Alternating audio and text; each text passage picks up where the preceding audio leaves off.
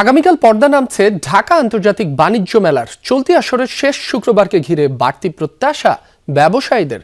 প্রতিটি স্টল প্যাভিলিয়নে চলছে মূল্য ছাড়ের হিড়িক। সকাল থেকেই বেড়েছে দর্শনার্থীর ভিড়। পরিবার পরিজন বন্ধু বান্ধব নিয়ে দূর দূরান্ত থেকে এসেছেন অনেকে। জাতীয় নির্বাচনকে সামনে রেখে কর্মদিবসে কিছুটা ভাটা পড়লেও ছুটির দিনে বেশ জমজমাট। ভালো বেচাকেনার তালিকায় আছে কাশ্মীরি শাল, পোশাক, কার্পেট, ল্যাম্প আর ঘর সাজানোর পণ্য।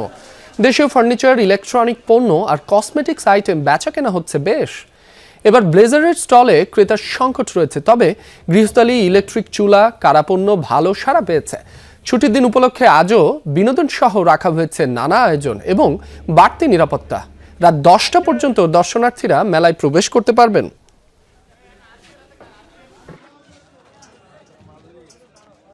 গত বছরের তুলনায় এবছর একটু কাস্টমার কম, তারপরেও শুক্র শনিবার আমাদের একটা প্রত্যাশা, ভালো একটা প্রত্যাশা থাকে। আশা করি ভালো হবে। আজকে ফ্রাইডে, তাই বাচ্চা কাচ্চাদের নিয়ে একটু ঘুরতে আসলাম। আজকে আশা করছি কিছু ক্রেতা পাবো। আমার তো সময় ম্যানেজ করা যায় না, তো আজকে শুক্রবার বিদায় আমার ফ্যামিলি নিয়ে, আমার মেয়ে আসছে, আমার ওয়াইফ আসছে, ওনাদের নিয়ে একটু ঘুরতে আসতে